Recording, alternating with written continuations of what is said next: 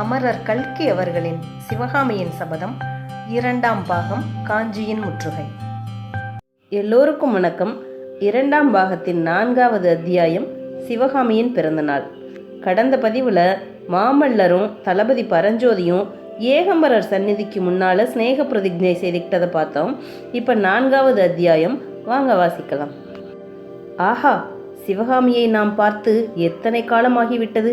காஞ்சியை விட்டு வெளியே போகக்கூடாது என்று மாமல்லருக்குத்தான் சக்கரவர்த்தி கட்டளையிட்டிருக்கிறாரே தவிர நாம் போவதற்கு எவ்வித தடையும் இல்லை அல்லவா? எனவே ஆரண்யம் மத்தியில் உள்ள ஆயனரின் சிற்ப மாளிகைக்கு உடனே செல்வோம். ஆயனரின் வீட்டை நெருங்கும் போது 8 மாதத்துக்கு முன்பு அங்கே நாம் கண்ட காட்சிக்கும் இப்போது நாம் காணும் காட்சிக்கும் உள்ள வித்தியாசம் நம்மை தூக்கி வாரி போடுகிறது. அப்போது நாம் கண்ட கலகலப்பு இப்போது அங்கே இல்லை. கல் கல் என்ற கல்லுளியின் சத்தம் கேட்கவில்லை. ஆயனரின் சீடர்கள் ஆங்காங்கு மரங்களின் அடியில் உட்கார்ந்து சிற்ப வேலை பயின்று கொண்டிருக்கவில்லை. காட்டு மரங்களின் தோற்றத்திலே கூட வித்தியாசம் இருக்கிறது. முன்னே நாம் வந்திருந்த போது வசந்த காலம். விருட்சங்கள் புதிய தளிர்கள் விட்டிருந்தன. மாமரங்களில் இளம் தளிர்களுடனே பூங்கொத்துகள் குலுங்கின. அரச மரங்களும் ஆலமரங்களும் தங்க நிற இலைகளால் மூடப்பட்டிருந்தன. இப்போதோ மரங்களில் முற்றிய கரும் பசுமை பொருந்திய இலைகளும் பாதி காய்ந்த சருகுகளும் காணப்படுகின்றன. பூமியெல்லாம் இலை சருகுகள் பரவி கிடந்தன. சில இடங்களில் குட்டை குட்டையாக மழை தண்ணீர் தேங்கி இருக்கிறது. முதல் நாள் இரவு பெய்த மழை நீர் மரங்களின் இலைகளில் தங்கியிருந்து குளிர்ந்த வாடைக்காற்று அடிக்கும் போது சலசலவென்று பூமியில் உதிர்கிறது. அந்த பிரதேசத்தில் ஏற்பட்டிருந்த மாறுதலை நினைத்து மரங்களும் துயரப்பட்டு கண்ணீர் உதிர்ப்பது போல தோன்றுகிறது. வன விருட்சங்களில் வாழ்ந்த பட்சிகளின் அமுதகானத்துக்கு மட்டும் எவ்வித குறைவும் ஏற்பட்டதாக தெரியவில்லை. விதவிதமான மதுர குரல்களில் எத்தனையோ கீதங்கள் கேட்கின்றன. ஆனால் அந்த குரல்களிலும் ஒரு வேற்றுமை தெரிகிறது.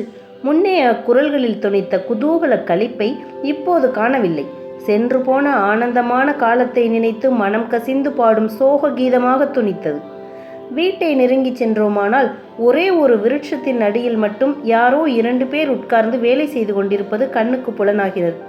ஆம், அவர்களில் ஒருவர் ஆயன சிற்பிதான். ஆனால் அந்த மேதையின் முகத்தில் முன்னம் நாம் பார்த்த சாந்தம் இப்போது எங்கே? அந்த கண்களிலே இந்த ஆவல் வெறி எப்போது குடிகொண்டது? அவரும் அவருடன் இருக்கும் இன்னொருவனும் என்ன செய்து கொண்டிருக்கிறார்கள்? ஏதேதோ சிலைகளை சேர்த்து அவர்கள் கல்லில் வைத்து இடித்தும் அரைத்தும் சாறு இறக்கி கொண்டிருக்கிறார்கள். அவர்களுக்கு அருகில் அடுப்பு ஒன்று எரிந்து கொண்டிருக்கிறது. அதில் ஒரு சட்டியில் பச்சிலை சாறு கொதித்து கொண்டிருக்கிறது.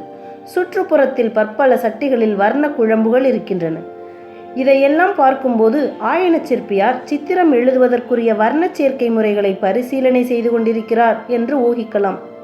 போர்க்களத்திலிருந்து சக்கரவர்த்தி மாமல்லபுரத்திலும் மற்ற இடங்களிலும் நடந்து கொண்டிருந்த சிற்ப பணிகளை எல்லாம் நிறுத்திவிடும்படி கட்டளை அனுப்பிய பிறகு ஆயனர் தமது அருமை மகளை அழைத்து கொண்டு பழைய ஆரண்ய வீட்டுக்கு வந்து சேர்ந்தார். தம்முடைய சீடர்களை தொண்டை மண்டலத்தில் உள்ள எல்லா கோயில்களிலும் பாரத மண்டபங்களை கட்டுவதற்காக அனுப்பிவிட்டார். ஒரே ஒரு சிற்றாலை மட்டும் தம்முடைய உதவிக்கு வைத்து கொண்டிருந்தார். சில காலமாகவே ஆயனருடைய உள்ளமானது சிற்பக்கலையிலும் நாட்டிய கலையிலும் ஈடுபடவில்லை. நாகார்ஜுன பர்வதத்துக்கு அனுப்பிய பரஞ்சோதி திரும்பி வருவதை அவர் வெகு ஆவலுடன் எதிர்பார்க்கலானார். சில நாளைக்கெல்லாம் அவருக்கு பரஞ்சோதியை பற்றி வெகு விசித்திரமான செய்திகள் கிடைத்தன. அவன் பல்லவ சைன்யத்தில் சேர்ந்து பல்லவ குதிரைப்படையின் தளபதியாகிவிட்டான் என்றும் அதிசயமான வீரச் செயல்களை புரிந்து வருகிறான் என்றும் வதந்திகள் உலாவின. அதற்கு பிறகு நாகநந்தி அடிகளும் அங்கு வரவில்லை.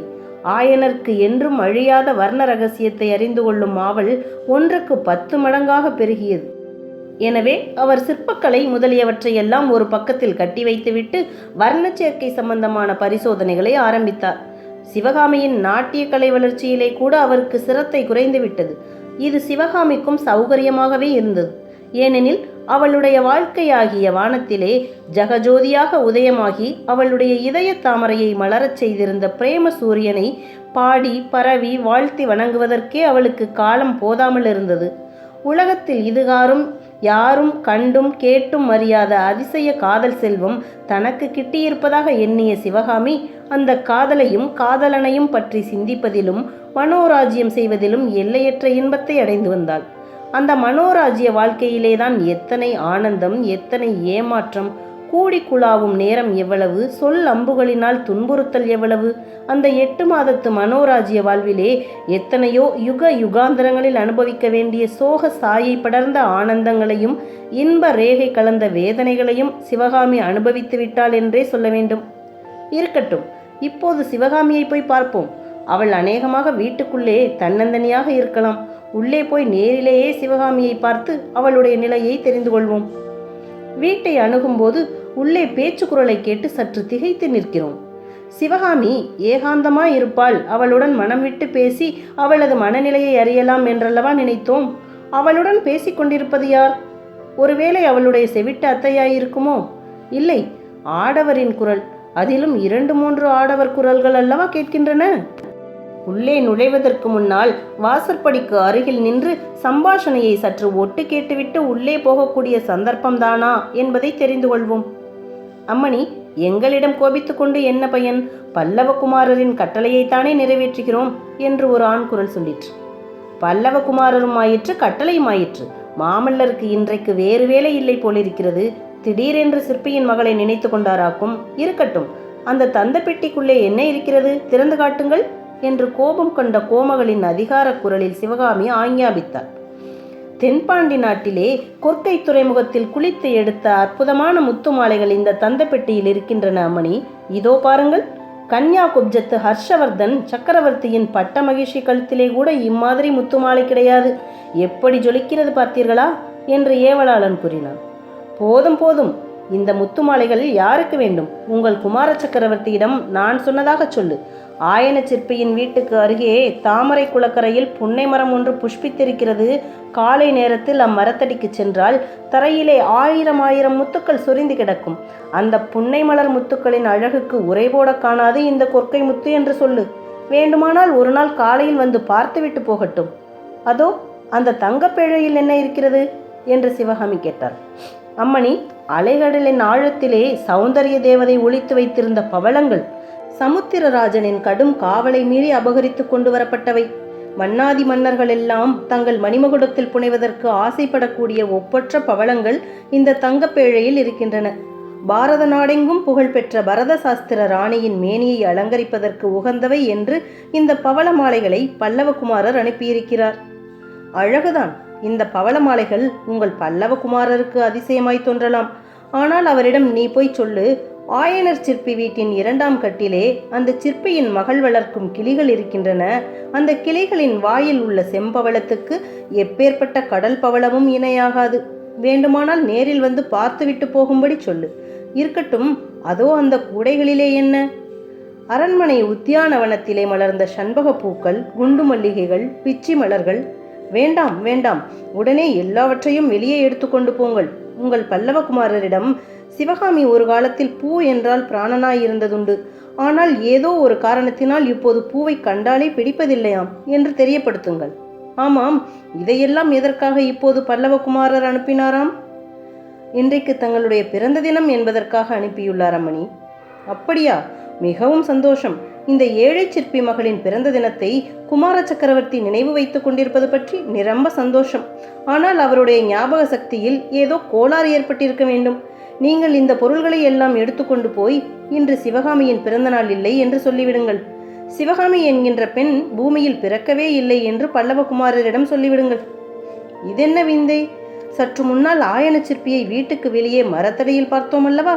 இப்போது வீட்டுக்குள்ளே இருந்து அவருடைய கனிந்த குரலை கேட்கிறோம். குழந்தாய் சிவகாமி, உனக்கு என்ன வந்துவிட்டது? ஏன் இப்படி இவர்களை விரட்டி அடிக்கிறாய்? குமார சக்கரவர்த்தியே உன்னுடைய பிறந்த தினத்தை ஞாபகம் வைத்து கொண்டிருந்து வரிசைகளை அனுப்பியிருக்கும் போது சும்மா இருங்களப்பா. குமார சக்கரவர்த்தி லேசுப்பட்டவர் என்று நினைக்காதீர்கள்.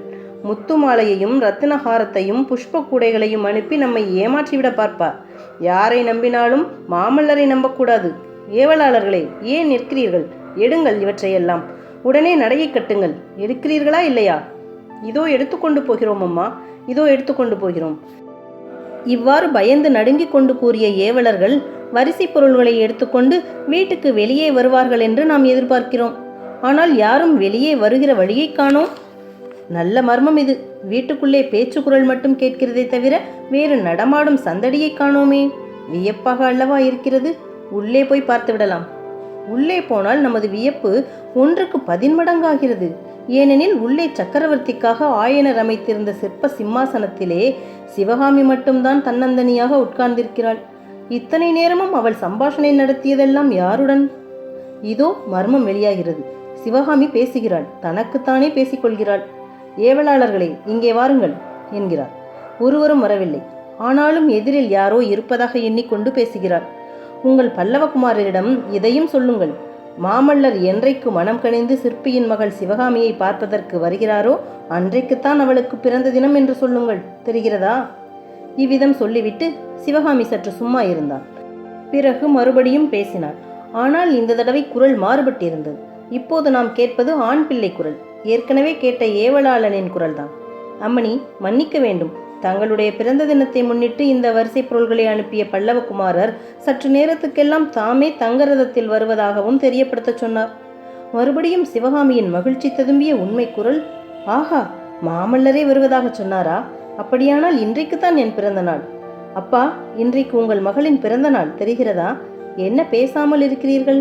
இன்றைக்கு ஒரு நாளாவது பச்சிலை அரைப்பதை நிறுத்துங்கள். அதோ ரதம் வரும் சத்தம் கேட்கிறதே. சிவகாமி சிம்மாசனத்திலிருந்து துள்ளி எழுந்தார். அப்போது உண்மையாகவே வீட்டுக்கு வெளியில் ரதம் வரும் சத்தம் கேட்டது.